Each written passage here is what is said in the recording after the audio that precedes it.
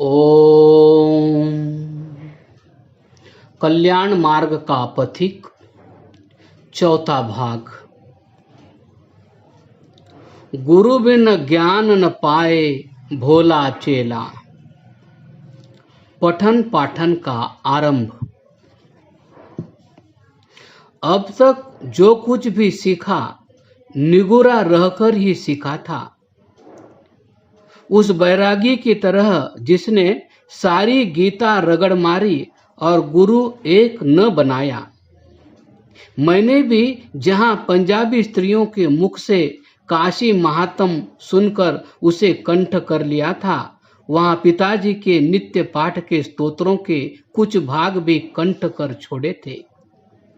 परंतु संवत 1923 के आरंभ में मुझे यज्ञोपवीत पहराने का विचार चला। उसमें एक कठिनाई बाधिक प्रतीत हुई। गुरुकुलों की प्रथा तो हजारों वर्षों से बंद हो चुकी थी। यज्ञोपवीत संस्कार का एक नाटक ही रह गया था।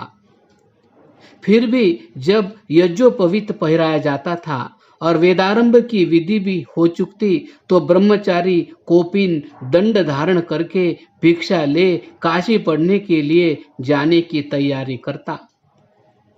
उस समय बहन की आवश्यकता पड़ती। नवीन ब्रह्मचारी जब कहता कि मैं काशी पढ़ने जाऊंगा, तो बहन बांह पकड़कर कहती, भाई तुझे यहाँ ही पढ़ा लेंगे। और भाई इतने पर लौटता और उसी दिन उसका समावर्तन संस्कार भी हो जाता। परंतु मेरी सगी बहन काशी में एक भी न थी। एक धर्म की बहन बनाई गई। काशी में तो मैं रहता ही था, तब वहां से विद्योपार्जन के लिए कहाँ जाना था। मुझसे कहा गया कि कश्मीर पढ़ने जाता हूँ। काशी और कश्मीर दोनों ही विद्या के केंद्र समझते जाते थे। बहन लौटा लाई। पिताजी ने इतना हौसला दिखाया कि समावर्तन की विधि न करवाई और एक पंडित को पढ़ाने के लिए नियत करके देवनागरी अक्षरों का अभ्यास और आर्य भाषा की पढ़ाई आरंभ करा दी। इन्हीं दिनों पिताजी को शिव पूजा करते देखकर हम दोनों भाई एक उजड़े मंदिर से शिवलिंग उठा लाए और पिताजी के अनुकरण में स्नान करा के उस पर पुष्प बेलपत्र चढ़ाने और धूप दीप और नैवेद्य देवार्पण करने लग गए। पंडित महाशय ने हमें किसी नियम में न रखा। पिताजी कहीं रात की गश्त में एक विद्यार्थी को खूंटी में चोटी बांधकर पढ़ते देख आए। विद्यार्थी ने पूछने पर बतलाया कि जब उसको ऊंघ आ जाती है तो चोटी पर झटका लगते ही जागकर वह फिर पढ़ने लग जाता है। तब पिताजी ने हमें हिंदी पाठशाला में भर्ती करा दिया। नैतिक पाठ तो मैं पाठशाला में ही समाप्त कराता और घर में आकर पिताजी की तुलसीकृत रामायण ले बैठता। 1.25 वर्ष तक पढ़ाई का यह क्रम चला और फिर मेरे पिताजी की बदली जिला बांदा प्रांत बुंदेलखंड को हो गई। काशी से बांदा को प्रस्थान करने से पूर्व 2 विशेष घटनाओं का वर्णन करना आवश्यक है, जिन्होंने मेरे जीवन के भविष्य पर बड़ा प्रभाव डाला था। इनमें से पहला देशभक्त डाकू संग्राम सिंह का दर्शन था। संग्राम सिंह बनारस जिले के एक ग्राम का साधारण कृषिकार था और साधारण जीवन व्यतीत करता था। उसकी अनुपस्थिति में पुलिस ने उसके घर की तलाशी ली और उसकी धर्मपत्नी का सतीत्व नष्ट करने की चेष्टा की। राजपूत ने घर लौटकर सब हाल सुना तो पुलिस के बड़े अफसर के पास फरियादी गया। वहां उसके साथ भी पिशाचत्व का बर्ताव हुआ। राजपूती खून जोश में आया। पुरानी छिपाई हुई तलवार निकाल पहले निरपराधिनी अर्धांगिनी को सदा के लिए बदनामी से बचाकर संग्राम सिंह ने जंगल की राह ली। तलवार का स्वयं धनी था। उसके साथ दूसरा राजपूत हाथी सिंह मिल गया, जिसका बंदूकी निशाना कभी खाली नहीं जाता था। जनरल संग्राम सिंह और कप्तान हाथी सिंह के साथ 20-25 सिपाही और होलिये और संग्राम सिंह एक छोटी सी सेना का सेनापति हो गया। संग्राम सिंह के विषय में उसी प्रकार की लोकोक्तियां प्रसिद्ध हो गई जो देशभक्त डाकुओं के विषय में अंग्रेजी इतिहास तथा उपन्यास की पुस्तकों में मैंने दूसरी बार काशी में आकर पढ़ी थी। अमीरों को लूटने और निर्धनों को आर्थिक सहायता देने की कई कहानियां प्रसिद्ध थी। वेश्याओं को नाच दिखाने की आज्ञा हुई तो पहली पर 7 सामान लादकर वह चल दी और जंगल में मंगल हो गया। बनारस, जौनपुर और आजमगढ़ के जिला में संग्राम सिंह ने ऊधम मचा दिया। तब तो अंग्रेज पुलिस सुपरिंटेंडेंट ने 150 हथियारबंद सेना लेकर उस स्थान के लिए गिर्द बड़ा घेरा डाल दिया जहां संग्राम सिंह की स्थिति सुनी थी और स्वयं 2 अर्दली साथ लिए घोड़े पर धीमी चाल से जाने लगे। अकस्मात 2 आदमियों ने दोनों अर्दलियों को दबा लिया और तीसरे ने साहब बहादुर को घोड़े से नीचे फेंककर पिस्तौल दिखाई। साहब ने डर के मारे सोने की घड़ी, जंजीर, नोट, रुपए सब कुछ डाकू की भेंट कर दिए। तब डाकू ने जीन के कबूलों में धरे पिस्तौल के जोड़े को संभाल कर सलाम किया और कहा, संग्राम सिंह को पकड़ने ऐसी असावधानी से न आया करो। स्वतंत्र होकर सुपरिंटेंडेंट साहब ने जो घोड़े को एड़ी दी तो अपने बंगले पर पहुंचकर ही दम लिया। अब शहर बनारस पर डाकुओं के आक्रमण होने लगे। शहर कोतवाल एक राजपूत आलम सिंह नामी था। उसने डींग मारी कि 1 मास के अंदर ही संग्राम सिंह को पकड़कर साहब मजिस्ट्रेट के हवाले कर देगा। संग्राम सिंह को पता लग ही जाता था।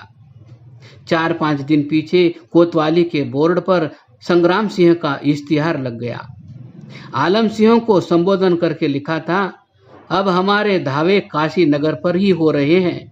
चंद्रग्रहण का स्नान करने भी आऊंगा। यदि क्षत्रिय के पास वीर्य से है तो सामने होना।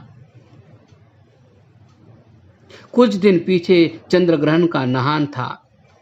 अपनी माता को गंगा नहलाने के लिए संग्राम सिंह ने 2 साथियों समेत मणिकर्णिका घाट का रास्ता लिया। माता को नहला और दोनों साथियों की रक्षा में चलता करके आप उस स्थान की ओर बढ़ा जहां आलम सिंह कोतवाल पुलिस रिजर्व समेत प्रबंध के लिए बैठा था।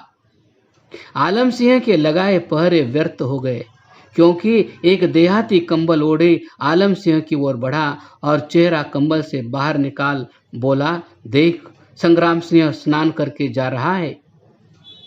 आलम सिंह चौंक उठा और कुछ बोलने को ही था कि संग्राम सिंह की छुरी बिजली सी चमक गई। आलम सिंह घबराकर पीछे हटा और संग्राम सिंह भीड़ में अंतर्धान हो गया। दौड़ियो, पकड़ियो, वह गया, वह गया। अब शोर मचाने से क्या होता था, बाज तो उड़ गया। अंत को जब पुलिस के आने जाने से साधारण मार्ग भी बंद होने लगे तो 3 जिलों में नई पुलिस भर्ती करके हजारों पुराने जवानों द्वारा सब रास्ते घेर लिए गए। मेरे पिता भी एक स्थान पर बहुत से पुलिस समेत नाकाबंदी किए बैठे थे। 5 दिन नदी के पानी में घूमने के पीछे संग्राम सिंह 5-6 साथियों समेत कुछ भोजन लेने को निकला। उसका एक आदमी पिताजी के हाथ लगा। उससे पता पाकर पुलिस गिरफ्तारी को बढ़ी। संग्राम सिंह आदि एक चमार की झोपड़ी में घुस गए। झोपड़ी को आग लगा दी गई। बहादुर राजपूत बाहर निकला। पानी के नमी से बारूद काम का न रहा। बंदूक रंजक चाट गई। तलवार खींची तो मियान से बाहर न निकली। इधर पुलिस ने गोलियों की बाड़े झोंकनी शुरू कर दी। 5 साथी गिर गए। संग्राम सिंह ने बंदूक उल्टी पकड़ ली और उससे लाठी का काम लिया। 3-4 सिपाही आन की आन में बिछा दिए और पिताजी के घोड़े की गर्दन पर ऐसी चोट लगाई कि जानवर बहुत पीछे हट गया।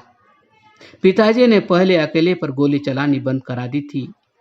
अब अपने क्षत्रित्व के भाव को भूलकर फिर बाढ़ भुंकवा दी। संग्राम सिंह 2425 गोलियां खाकर गिर गया और उसे बांधकर बनारस के अस्पताल में ले आए। प्रसिद्ध है कि जब अंग्रेज सिविल सर्जन अर्थात बड़े डॉक्टर ने उसके 25 घाव देखे और कहा कि अंत को तू पकड़ा गया, तो वीर क्षत्रिय ने उत्तर दिया, इस प्रकार पकड़ना बहादुरी नहीं, मेरे हाथ में एक तलवार दे दे और मेरे सन्मुख 20 आदमी खड़े करा दे, फिर देखूं मुझे कौन पकड़ता है।